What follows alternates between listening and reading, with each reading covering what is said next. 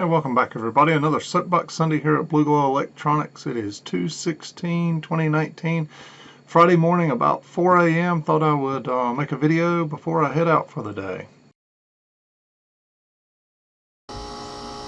Alright, if you've been wondering how much audio gear you can get into one Subaru Outback, I've got an ARSP3 in here, got the single-ended KT88 loaded up. We walk around over here. We happen to have the single-ended 807 and not one, but two Cornwalls all loaded up, ready to go. So if you're wondering what this is all about, we've got the first ever Triad audio group meetup tomorrow, and I'm going to do a little show and tell with these units. Alright, last weekend on the way back from the landfill, my son and I did our normal swing by the Goodwill and strolled in there, and I looked over to my left and I saw this Peavy cabinet, 212 inches inside of it. Thought, wow, gotta get this. Check out the price tag on this thing. You're not going to beat that. New, these seem to be $500 to $600 used in the typically $250 to $350 range, and I got this one for $50. Rolled it out, threw it in the back of the truck, and headed home. So the moral of this story: one, you never know what you find on the way to or from the garbage dump, and two, there are still some good deals to be found at a Goodwill. Alright, up first, some more viewer builds here. This one from a guy named Quentin. He sent me this. Looks beautiful. Love the silver knob. Love the woodwork on the outer side. Nice looking app altogether. Up next here, got one from Trevor. He said he had built this before I had done the video, and he had actually built it into a wine case here. And now he said he's going back and kind of changing it over to be the I guess the internal design of the amp that we built. So pretty cool stuff here. Alright, as you guys know, I use a lot of the little Peak products here. I've got, I think, 3 different ones. Got a ESR meter, got a transistor tester, and then I've also got an LCR meter. But I was on their website the other day because I happened to notice when you boot these up, it'll say like version 4.7 here. I noticed it had a firmware version on it, and I was just on their website cruising around, and I noticed that they offer firmware updates and calibration of these units. So you can take it, send it back to Peak. Looks to be about 18 sterling here. Not exactly sure what that translates to, but something less than $20. And you can send your unit back to them. They will update the firmware on it and calibrate it. And I think I'm going to send all 3 of mine off in one box, get them done, and ship back in one box and save on shipping. It was just something I wasn't aware they did until I looked into it, and I thought I would let you guys know because I know some of you probably own the same. Alright, so we got an email into our inbox the other day, and it basically asked this question. It said, hey Mark, I see all the SCT stuff, and I've seen a few videos of yours on that, but tell me what kind of speakers I would use with a single-ended amplifier.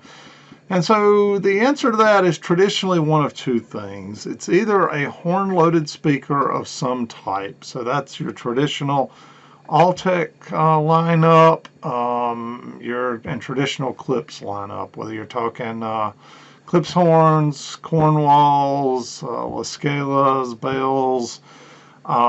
Similarly, on the Altec side of things, you got the 19s, the Valencias, just various horn-loaded designs there, and they're traditionally highly efficient speakers. You're traditionally looking for something 96 dB or better sensitivity rating for a single-ended amplifier. The other thing you see used not as often, but that would be a full-range speaker.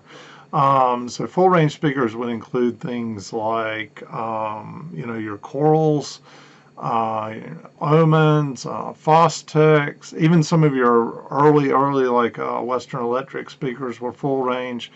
They sound really good, by the way. They traditionally on the deep bass lose out a little bit, but for the right kind of music, jazz and whatnot, they can sound amazing. I only own one full range set of speakers, and made by a guy in South Carolina. Let me see if I can find what those are. Ah, yeah, they were from the Horn Shop, and I'll post a picture up here for those. But yeah, I mean, don't get me wrong. You could take something like a JBL L100, 4311, something like that. They're typically 91, 92 dB, and you could hook them up to a single-ended amp and sit in a small room, and everything's going to sound just fine. But if you're really trying to drive a speaker with, down in the 91 dB range or whatever, you typically want a little more power to get the full kind of dynamics of the speaker going. So hope this helps, and try out some different ones.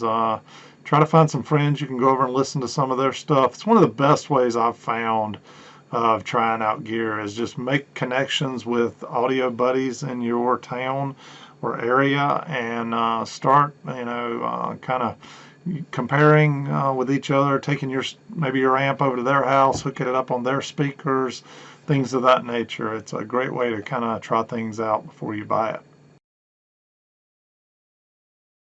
All right, I've got this idea I've been kicking around in my head now for a few months, and when I had dinner at the Richmond Ham Fest with Dennis Hadd, I got to talking to him a little bit. I wanted to pick his brain a little more on it. But what it is thinking about building some chassis. And what I thought I would do is take like the KT88 amplifier and basically make a chassis for that amplifier that was pre-drilled, pre-cut with all the holes already made up, already powder coated, so that if somebody bought one of these chassis, all they would have to do then is buy the transformers, buy the parts on the BOM, and then assemble the actual unit and do the soldering. It would take all of the what I call chassis either building or editing. Like I bought a Hammond chassis for this for the single-ended KT88 build, but then you got to go through the effort of punching all the holes, drilling all the holes, things of that nature. And while maybe my videos make that look simple, and it can be, one of the things I've been thinking about is the setup cost to get into doing that is not exactly cheap. So those little step bits that I use to drill out sockets, they're not, the Greenlee ones, they're not cheap. The actual chassis punches themselves, they're not cheap. You might spend $300 just being able to start doing your own chassis. And then even when you're done, there's a difference in quality between a Hammond chassis that you've kind of modified with your holes and whatnot, and a chassis that was manufactured to kind of spec. So give an example. This is a Dennis Hadd amplifier, and you can see he uses pretty thick gauge aluminum. It's at least 0.8, maybe 0.9 in diameter. It gets the corners here all welded up nice and neat.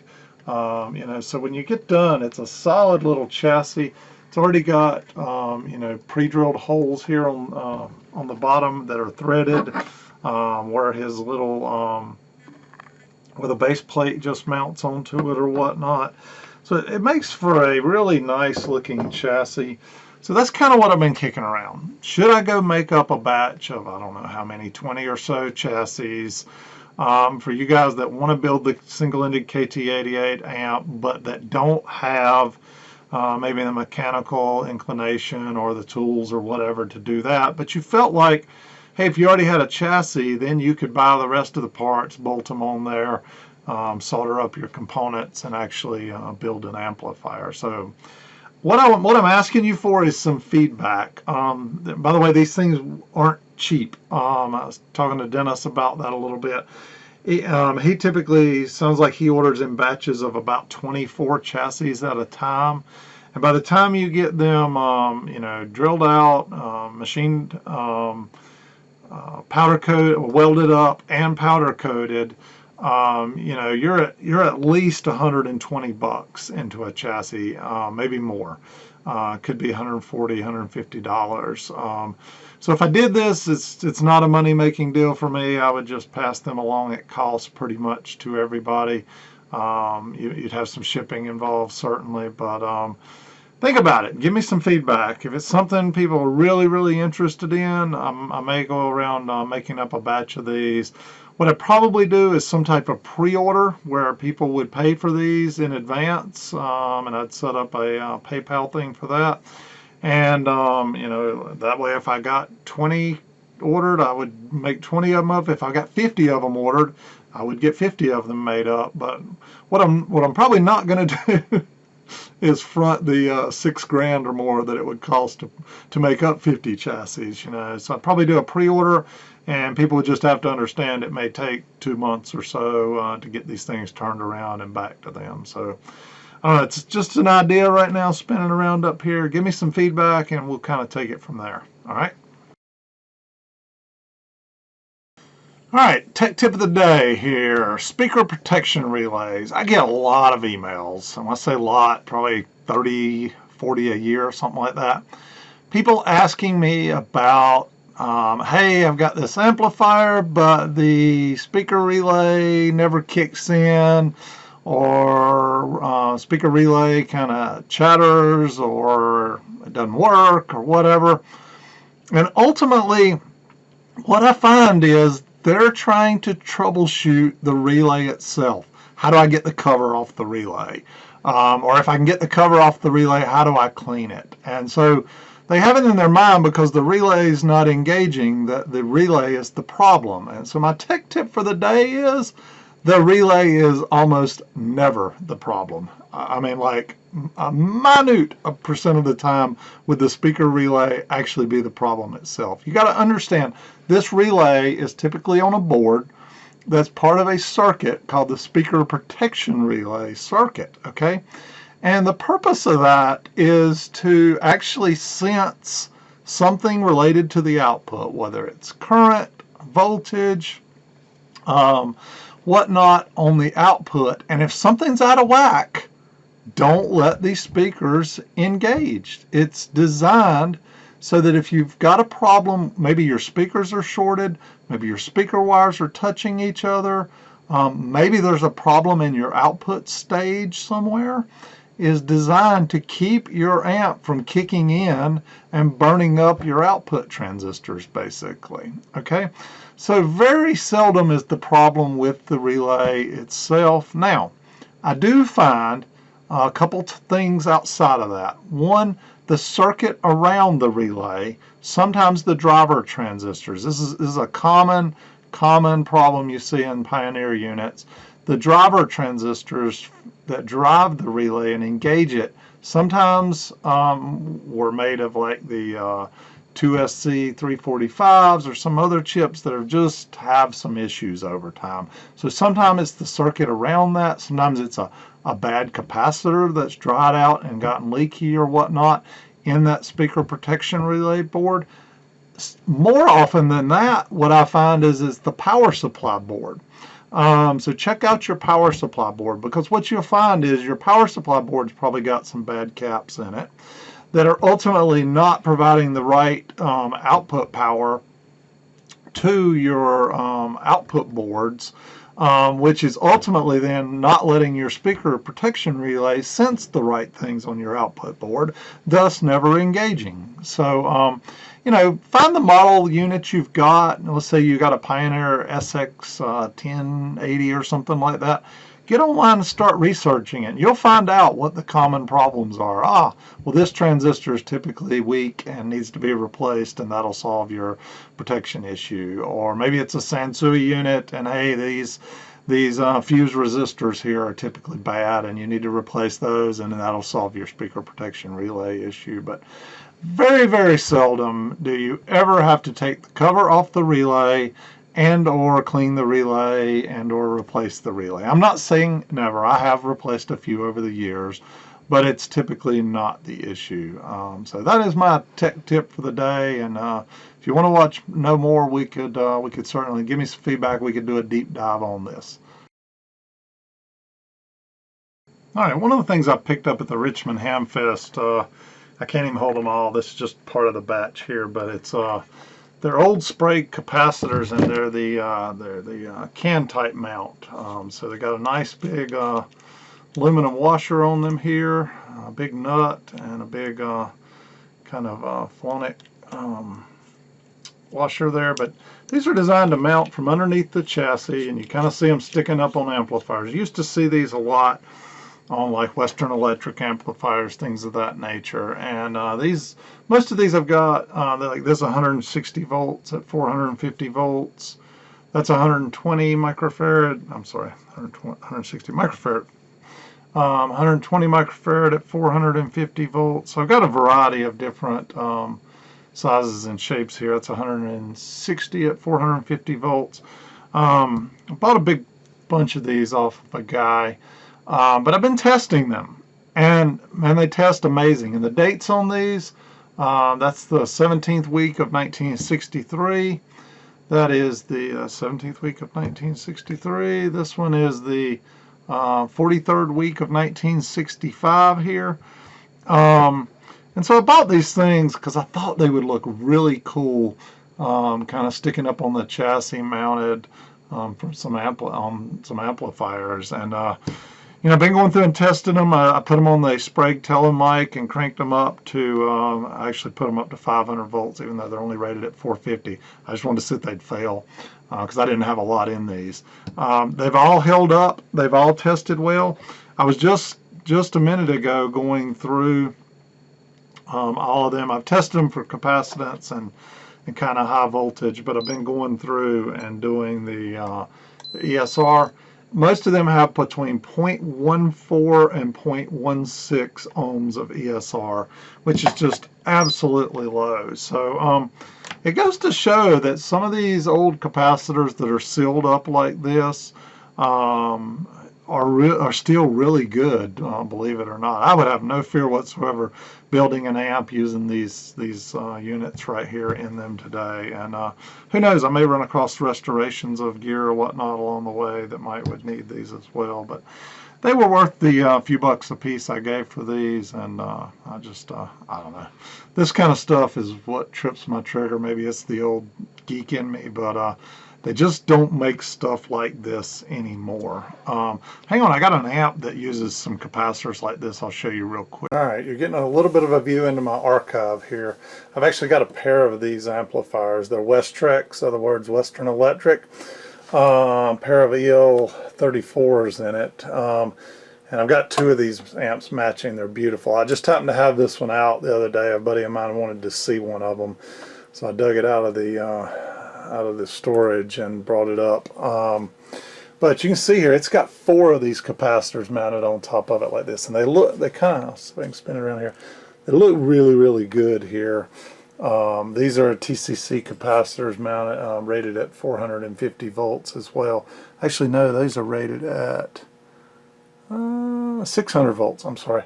Let me show you the bottom of it though. Okay, you can see here from underneath how these things are mounted. You just got the washer, you got the big nut then you got your connections coming off of it. And on these, the actual can itself and the bottom of the can is the negative, and then you kind of got your center post sticking out, but you can kind of see here where all 4 of them are mounted down here in the bottom, and then kind of see around on the other side here. I don't know, I just like this kind of stuff. But yeah, one day I'll make a video on these pair of Westrex amplifiers. Alright, that's all my content for today. I'm about to head out to the first ever Triad Audio Group meetup. It's going to be in Winston-Salem today. Hopefully going forward we'll have a website, maybe a Facebook page with some info on this. Right now it's just a little bit in a thread on Audio Karma and one of the locals group that tells about it. And really excited about this. 2 local guys are kind of putting this on, and good friends of mine, and I think it's going to turn out to be a great thing. I'm going to try to make some video today, and can share that with you guys as well. And on to another topic. I'm going to post a video today asking you guys to complete a SurveyMonkey survey for me. Just give me some feedback on some things relative to the channel and whatnot, and it'll help us in continuing to bring you the content you want and the ways that you want. So thanks for watching, everybody, and stay tuned. We'll keep these things coming.